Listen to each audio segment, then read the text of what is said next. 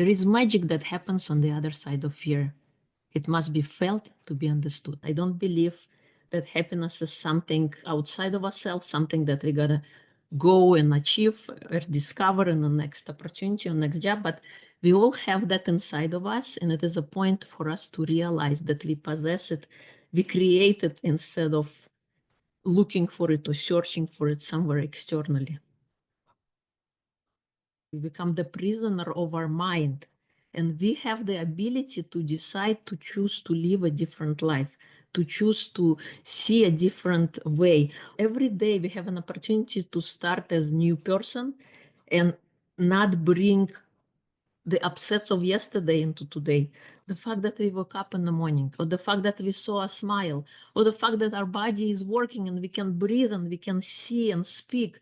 Those little trivial things that we take for granted because they are there, we only start to appreciate when those things are gone. Life flows like an endless ocean of stories. We often miss these precious tales as we rush through our days, too consumed by daily struggles to notice the poetry swirling around us. Yet within these stories lie the keys to our past, sparks for our creativity, and fresh wings to fill our sails. I am Abhra, a writer based in Melbourne, in quest of those stories with diverse voices that tell them from every corner of the world. Welcome to Stories and Stanza. Hi Irina, welcome to Stories and Stanza. How are you doing today? Thank you for having me. I'm doing good. How are you? I'm good, thanks. I'm really looking forward to hearing your ideas. For our audience, could you briefly introduce yourself? My name is Irina Shehovsov. I'm the founder of Reclaim Your Life, an international best-selling author, and I help women over 40 heal from toxic relationships to help them feel alive so that they can go after their dreams. I combine physical, emotional, mental, and spiritual states of being in all of my approaches and all of my messaging, because I believe we are holistic beings and we operate in those 4 states. And it's all about creating habits in those 4 states that allow us to thrive.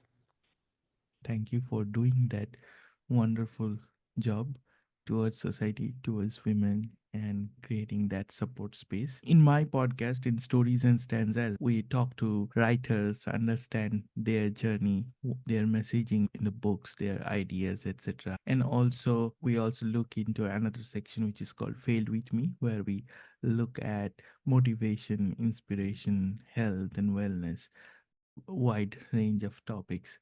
So, the first thing I want to hear from you is about your book that is coming up. Would you like to share with us what the book is called, what it is about, and how long did you take to write it?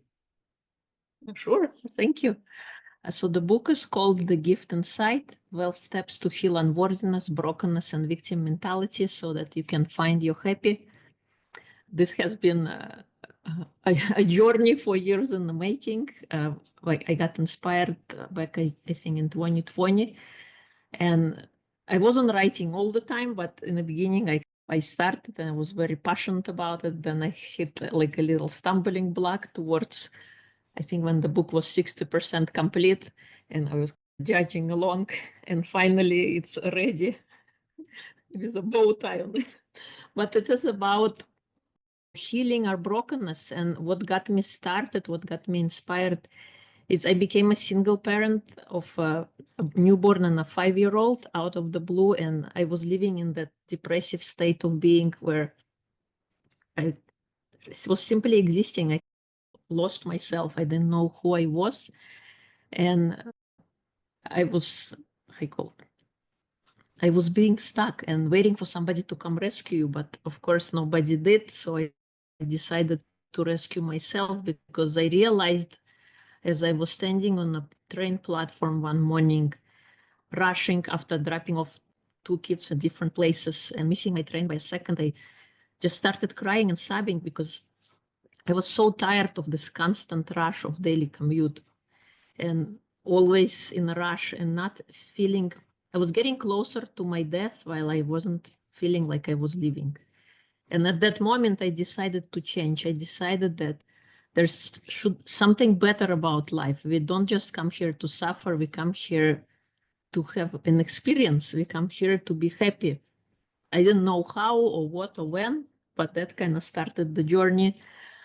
And it's been an incredible journey ever since this was back in 2015 when I embarked on it. It's been an incredible, and I have kind of changed so much from who I was to who I am today.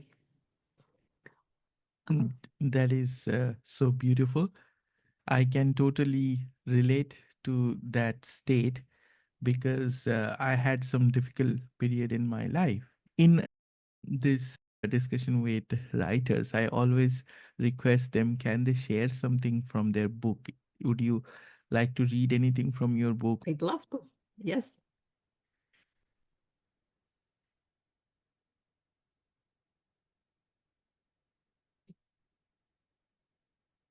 Always reinvent yourself.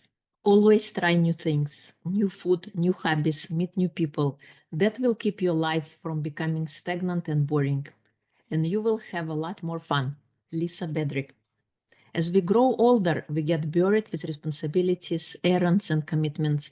We get inundated with never-ending to-do lists and mile-long agendas. We become adults, we become serious. We forget our childhood dreams. We have things to do and bills to pay. Often we hear that hobbies are for kids, but I disagree. No matter how old or young you are, you still have a little 5-year-old voice inside of you, and you are allowed to let him or her come out and play once in a while. Through actively pursuing your personal interest, you discover who you are. You let in and explore your creative side. Do you find yourself working all the time? Have you created a space in your schedule for you to feed your soul? Through hobbies, I discovered a new dimension to life I didn't know existed.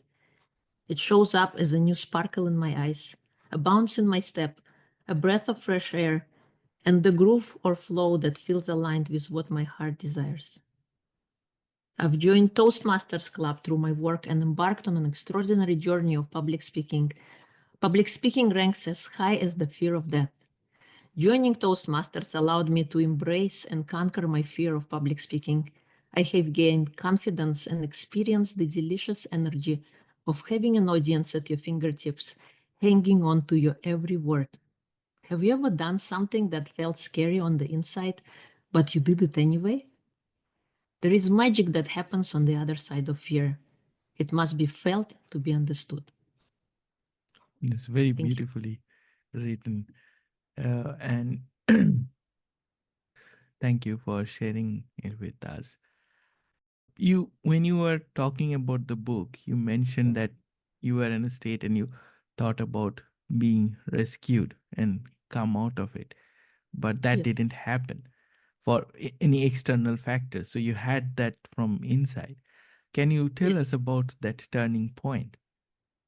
Yeah, so the turning point when I was standing on the train platform and I decided to make a change, to change my life. I didn't know how or what, but what started, the first thing I ever did was taking care of my physical health, taking morning walks.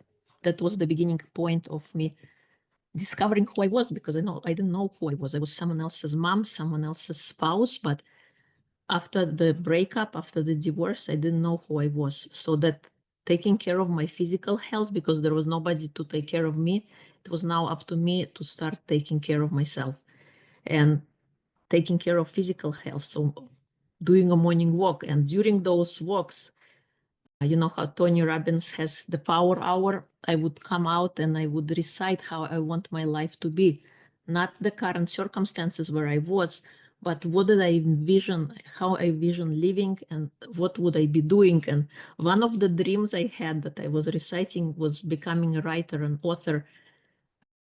And this was how many? It took 6 or 7 years for this dream to become realized, but it happened. Another dream was to sing on stages, and I'm working towards that dream. I got myself a voice coach and I was learning how to sing, and I'm doing better. So that's another dream I'm in pursuit of. And yeah, so taking care of the physical state was the first step. And then little by little, I also took care of other states like emotional, processing our emotions. I went and attended a neurolinguistic programming that is basically the manual for the mind and how to deal with that. And in the book, I also share some tools and techniques that you can utilize to take care of the emotional and mental health and spiritual health. Essentially, what the book is about is creating habits in those 4 states of being that allow us to thrive. Because I believe no habit is bad. Every habit produces a certain kind of result. And if we don't like what we are getting, we must change the habit that create that result. So that's what I'm sharing in the book, is how to create those habits that allow us to thrive. And I'm sharing my personal journey by implementing those habits in my life that allowed me to discover happiness from within. I don't believe that happiness is something outside of ourselves, something that we gotta go and achieve or discover in the next opportunity or next job, but we all have that inside of us, and it is a point for us to realize that we possess it, we create it instead of looking for it or searching for it somewhere externally. That is so nice. Can you tell us about how your writing journey began? Yes. So my writing journey began with a funny story or interesting story. A publisher came on my podcast. I have 2 podcasts. First one is called Single Parent Success Stories. And she was a single parent in the past. So I invited her to speak on my podcast. And she then invited me to be a contributing author to the book that she was putting together. It was a multi-author book. It was called Sacred Surrender. And it's that blue book, if you see behind me. This was back in April of 2022. And the book was about coming back home to yourself, surrendering to yourself, how you call it, discovering, or rather displaying, sharing your journey. The story that I wrote in there, it's called Reclaim Your Life. And I basically shared my story, how I came to be from where I was, how I was broken down, to how I was able to then rediscover myself. And it's been incredible. In the beginning, I think we all face that fear of, who am I to write a story? I don't have an English degree. In fact, English is not even my first language. Who gives me authority to even open my voice? I didn't go to college for that. But we often dismiss that we have lived experiences. Those things are not documented anywhere, but yet we have gone through life. We have done things. We have reflected on things. And those experiences, they could help other people. And it's such a kind of a therapeutic experience for yourself when you write. You heal something inside yourself. And when you read what you have written, it adds another layer, and you help other people. Maybe like you said in your case, when you started sharing and poetry and how you have overcome your thing and you decided to start sharing. I had to overcome that kind of block. Who am I? But then I did, and it's been amazing ever since. I've done other books as well. Second one was Revolutionary Leaders, and that was about how we lead, with other contributing authors as well. And then third book was as a result of my podcast, Single Parent Success Stories, which is Soul Parent, inspiring stories of single parents from all walks of life. And then I did a Mind Valley book.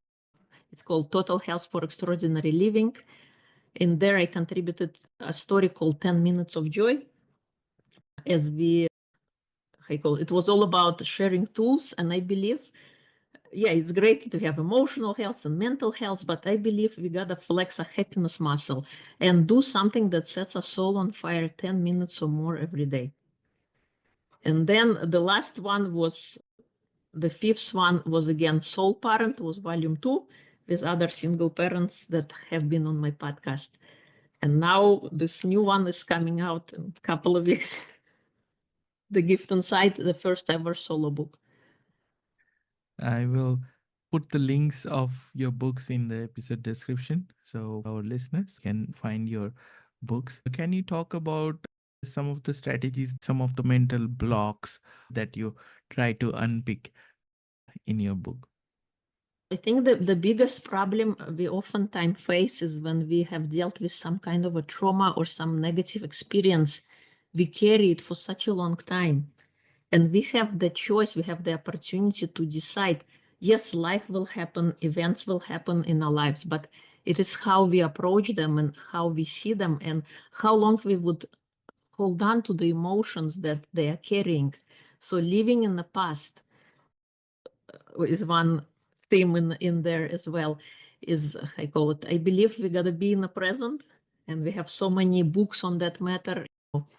Eckhart Tolle, The Power of Now, and because in every single moment we always create our future, but we gotta be present to create it. Because if we are processing something that happened, let's say a day ago or maybe 20 years ago, the same parts of our brain light up whenever we remember a conversation, a thought, or an emotion.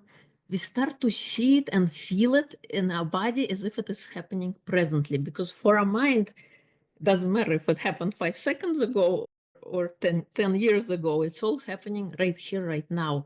And there is no negative emotions. They're not really negative. They're just there acting as alert mechanisms whenever we feel negatively or sad or angry, just to let us know that this decision or the step we are making is not really in alignment with our higher self, and we got to take a different decision or different turn. But letting go of this negative beliefs and negative past that is dragging you down, because when we are in that state, we are stuck. We cannot move forward. We live in our own misery. We become the prisoner of our mind. And we have the ability to decide to choose to live a different life, to choose to see a different way. Of course, when you're in the middle of an event, of a negative event, all is the problems that are around you. All is this dark, heavy cloud that you don't even see beyond it. You feel like you're living in this fog of uncertainty and you don't know what next step to take. So in a book, I share some tools that can help relieve that. I think one of the important ones is forgiveness, forgiving who you are, who you were in that situation that happened, forgiving the other person, and forgiving the situation that you were in, because we always operate with the best of our abilities, with resources we have available at the time.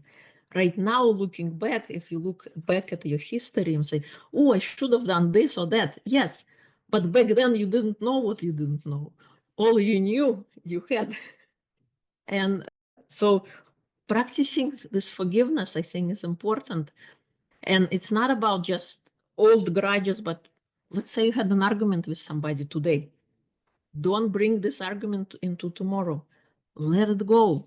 Because on grand theme of things is if you look from a, I don't know, 10,000 point view, is this quarrel worth upsetting yourself over? Is it worth it? Because every day we have an opportunity to start as new person and not bring the upsets of yesterday into today. Start each day as new. Another one is practicing gratitude. Doesn't matter how horrible or how difficult the circumstances, we always have things that are working if we pay attention. And it could be simple things. The fact that we woke up in the morning, or the fact that we saw a smile, or the fact that our body is working and we can breathe and we can see and speak. Those little trivial things that we take for granted because they are there, we only start to appreciate when those things are gone. But what if we start noticing them today, right now? Because then we set a direction for our mind. We're going to focus on what we already have as opposed to what is missing or what is broken, which would allow us then to expand our this awareness, and we will notice more things that are working, and we slowly can shift how we are feeling on the inside by practicing those things.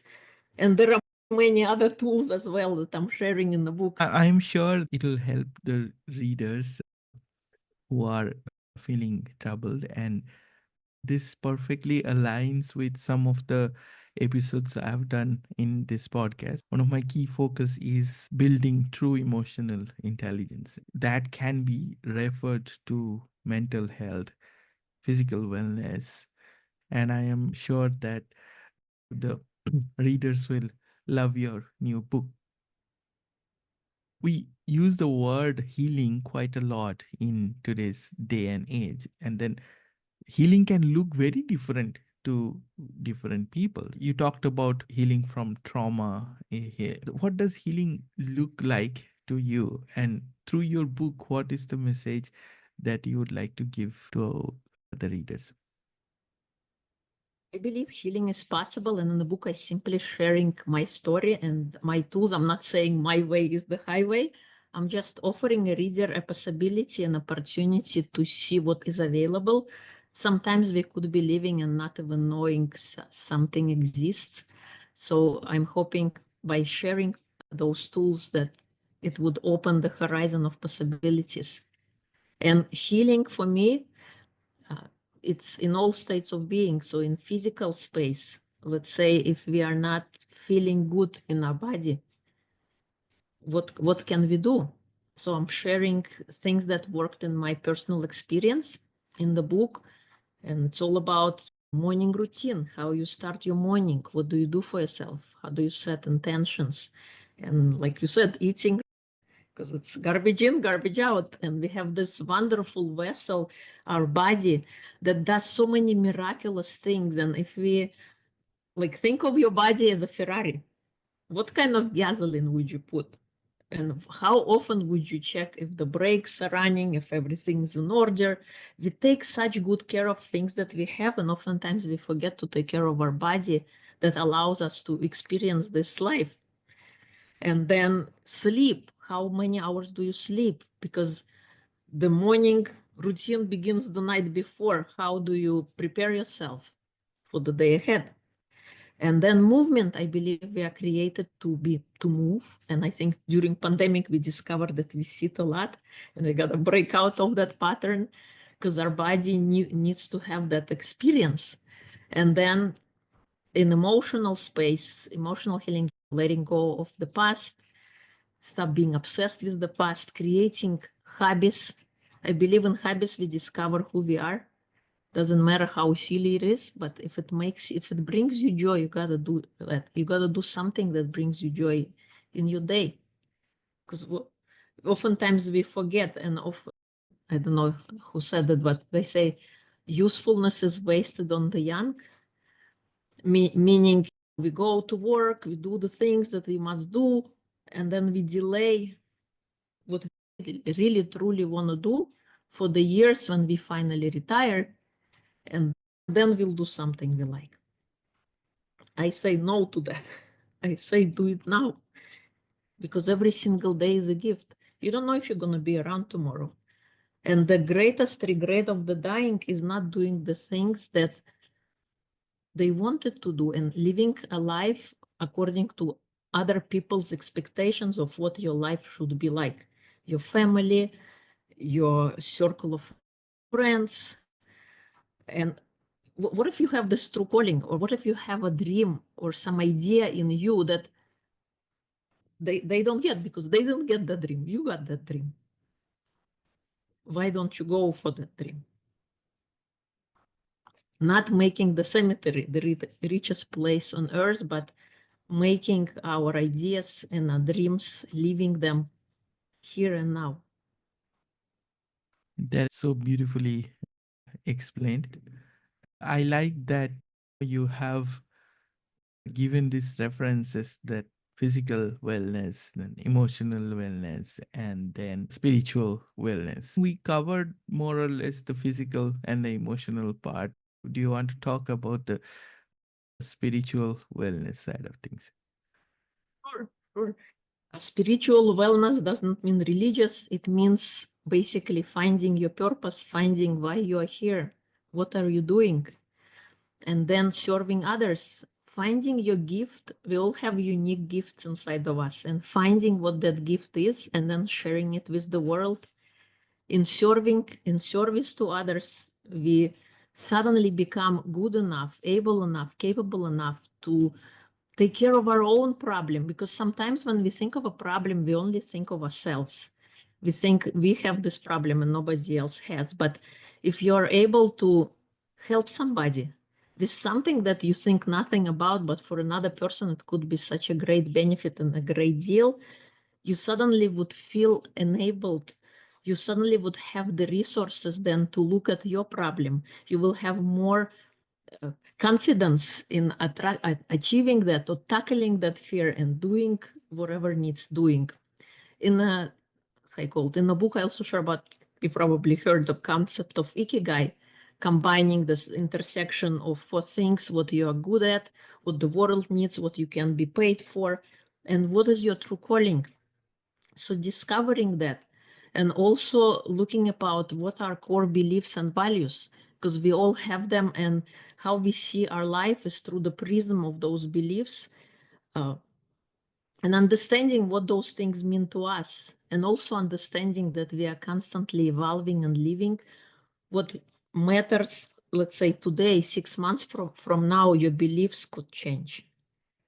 Your values could change. So doing that kind of evaluation process with yourself every 6 months to see, okay, what am I doing? Where am I going? And as far as discovering purpose, what am I doing in my day-to-day living that gets me closer to reaching my purpose, that getting me closer to what is important to me? Am I just talking about it, or am I actually taking those micro little moments, little steps that get me closer to where I want to go?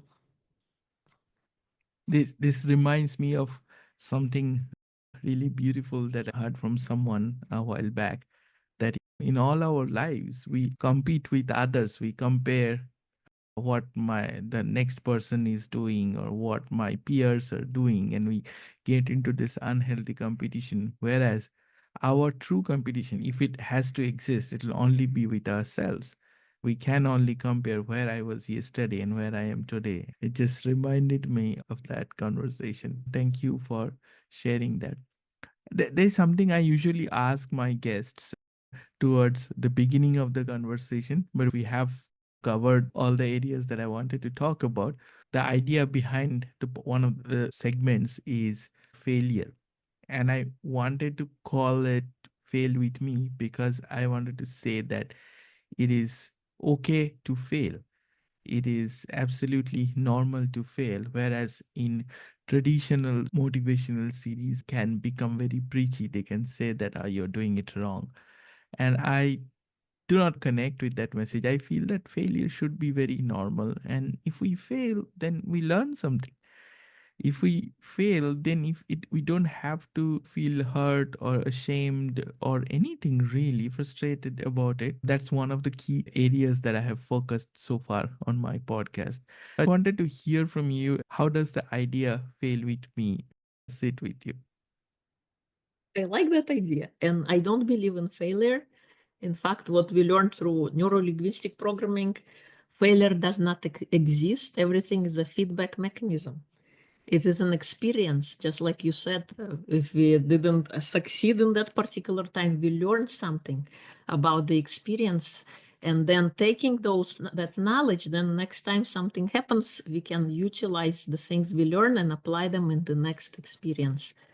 Yes, and you're right that in the culture we only see success stories, like overnight success, but nobody talks about what happened before the overnight success, how many times they have failed or they didn't achieve the goal. Just like Thomas Edison, it took him 10,000 tries to finally discover the light bulb. And when he was asked, where did you have the confidence to keep on going after 10,000 times you didn't get what you wanted? He said, I simply found 10,000 ways on how not to make a light bulb. When we have a goal in our head, in our mind, and we're reaching to that destination, of course, we're going to experience setbacks. Just like we never learned, unless, I don't know, how to walk, right? From the first step, we got up and off we went. We get up, we fell down, we get up, we fell down. In my case, what my parents told me, I used to just sit and wait until somebody comes, picks me up, and so that I start over again. But I think when we were younger, we have this innate sense of curiosity about the world, and we still are not burned off from all the different like negative experiences that we keep on going. We don't know what failure is. We are curious. We keep on striving. Our idea, I want to go, I want to explore the world, I want to get to that table, let's say. And when we grow older, because of the experiences, because of past traumas, of how we were brought up, and what kind of messaging we were receiving when we were growing up. Are you not good enough? Or teachers only point out your shortcomings. In fact, when they review your notes, your schoolwork, they often mark everything with a red pen to point out how many things you got wrong and never recognizing the fact how many things you got right.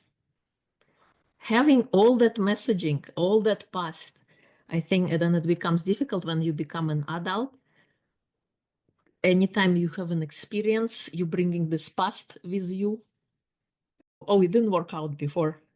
And oftentimes we give up. There is a great story, giving up 3 feet before you hit gold. There was this miner who was digging away, and he was digging and digging. It's gold rush. Everybody's getting something, not getting anywhere. So finally he gave up.